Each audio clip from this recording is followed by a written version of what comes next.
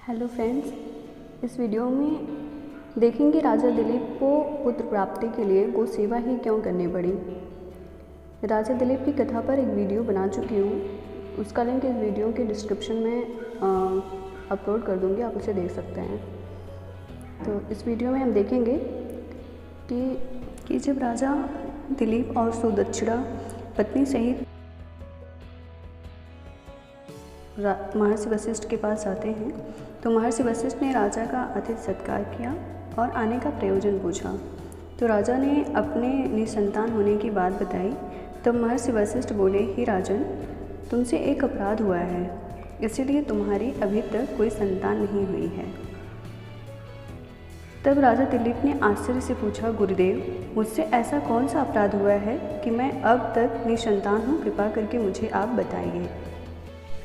तब महर्षि वशिष्ठ बोले, राजन, एक बार की बात है, जब तुम देवताओं के एक युद्ध में सहायता करके लौट रहे थे, तब रास्ते में एक विशाल वट वृक्ष के नीचे देवताओं को भोग और मोक्ष देने वाली कामधेनु विश्राम कर रही थी और उनकी सहचरी गौ माताएं निकट ही चर रही थीं। तुम्हारा अपराध यह है कि तुमने शीघ्रतावश अपना विमान रोककर उन्हें प्रणाम नहीं किया, जबकि राजन, यदि रास्ते में कहीं भी गौवंश दिखे तो दाईं ओर होकर राह देते हुए उन्हें प्रणाम करना चाहिए। यह बात तुम्हें गुरुजनों द्वारा पूर्व काल में ही बताई जा चुकी थी, लेकिन फिर भी तुमने गौवंश का अपमान और गुरु आज्ञा का उल्लंघन किया है। इसीलिए राजन, तुम्हारे घर में अभी तक कोई संतान नहीं हुई। महर्षि वशिष्ठ की बात सुनकर राजा दिलीप बड़े दुखी हुए।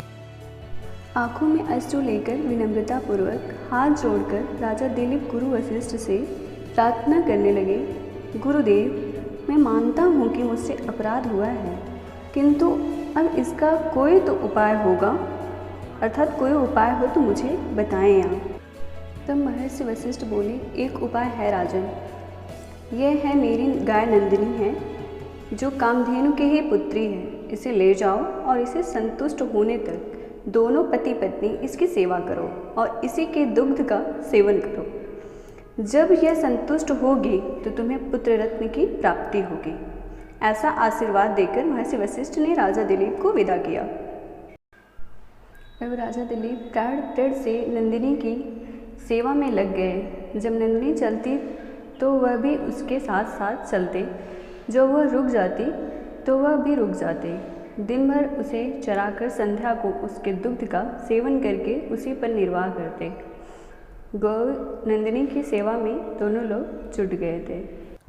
राजा का अपराध यही था कि वो गौ माता को प्रणाम नहीं किए थे, जिससे उनका अपमान हुआ था और उनके गुरु का आज्ञा का उल्लंघन हुआ था। कैसे राजा को पुत्र प्राप्ति का वरदान मिलता है, आगे ये सब अगर जानना है और पुत्र प्राप्ति होती है कि नहीं होती है तो कैसे होती है, कितना उन्हें सेवा करना होता है, कितने दिन के लिए करना होता है, नंदिनी उन्हें कैसे वरदान देती हैं, इस पर हमने वीडियो बना दी है और डिस्क्रिप्शन में उसका लिंक हम मेंशन कर देंगे। उसे वहाँ से आप उसे अगर देखना है तो जाके आप देख सकते हैं। बाय।